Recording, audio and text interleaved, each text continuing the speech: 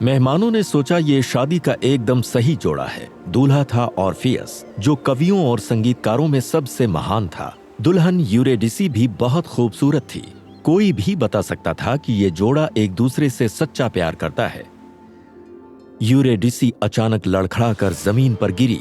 जब तक ऑर्फियस उसके पास पहुंचा, वो मर चुकी थी, जिसे सांप ने काटा था, जो झाड़ियों में घुस गया।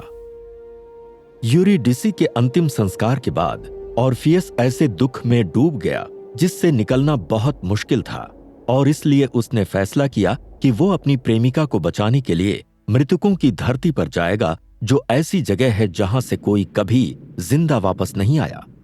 जब ऑर्फियस मृतकों की दुनिया के द्वार पर पहुंचा तो वो अपना साज बजाने लगा। संगीत इतना मधुर था कि मृतकों की पहरेदारी करने वाले 3 सिरों वाला कुत्ता सेरबरस ऑर्फियस के गुजरते वक्त सो गया। बोट का कैप्टन कैरॉन मृतकों से स्टिक्स नदी पार कराने के पैसे लेता था।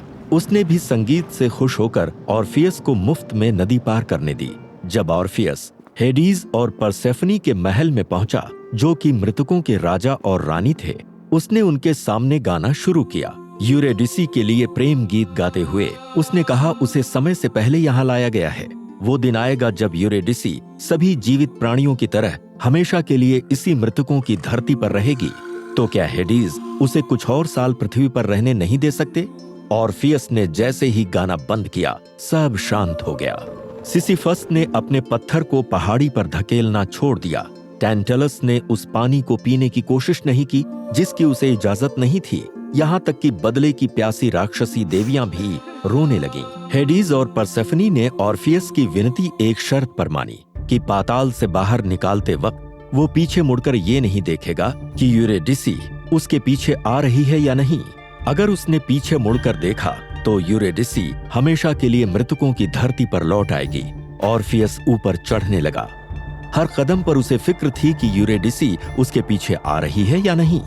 उसने कुछ नहीं सुना, उसके कदमों की आवाज तक नहीं आई। पाताल से बाहर निकलने और दिन की रोशनी में कदम रखने से ठीक पहले वो अपने आप को रोक नहीं पाया।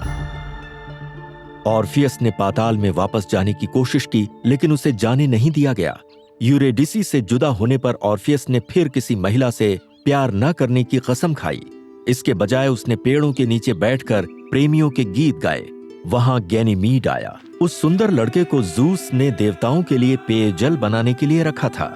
वहां मीरा थी जो अपने पिता से प्यार करती थी और उसे इसकी सजा मिली थी।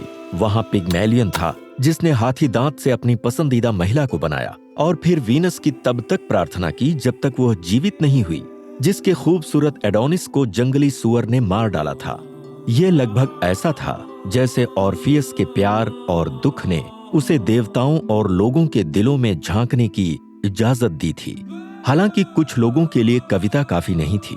मीनैड्स नामक अभद्र महिलाओं का एक ग्रुप इस सोच को सहन नहीं कर सका कि एक कवि जो प्रेम की खूबसूरती के बारे में गाता है उनसे प्यार नहीं करेगा।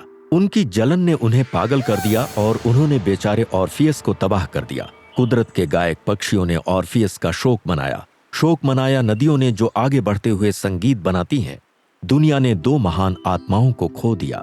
ऑर्फियस और यूरिडिसी एक दूसरे से इतना ज्यादा प्यार करते थे कि जब वो अलग हुए तो ऑर्फियस ने हर प्रेमी के दर्द और खुशियों को समझा, और एक नई कला मतलब प्रेम कविता का जन्म हुआ।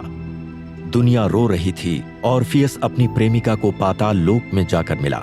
वहां आज तक वो स्टिक्स नदी के किनारे यूरिडिसी के साथ घूमता है। कभी कभी वे साथ साथ चलते हैं। कभी कभी यूरिडिसी आगे चलती है तो कभी कभी ऑर्फियस। वो जितनी बार चाहे पीछे मुड़कर उसकी ओर देखता है। टेड एड अच्छी क्वालिटी के एजुकेशनल वीडियोस ज्यादा से ज्यादा भाषाओं में ज्यादा से ज्यादा लोगों तक पहुंचाने का प्रयास करता है। हमारे नॉन प्रॉफिट मिशन को सपोर्ट करने के लिए पेट्रियन पर डोनेट करें और इस चैनल को सब्सक्राइब करना न भूलें।